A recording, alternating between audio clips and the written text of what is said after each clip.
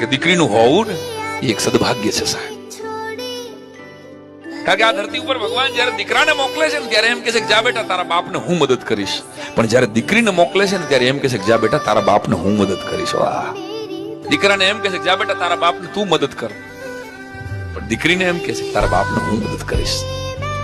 અને દીકરો તો કદાચ મર્યા પછી સ્વર્ગ આપતો હોય છે બાપને, જ્યારે દીકરી તો જીવતા જ ઘરમાં સ્વર્ગ ખડું કરી દે, એનું નામ દીકરી છે.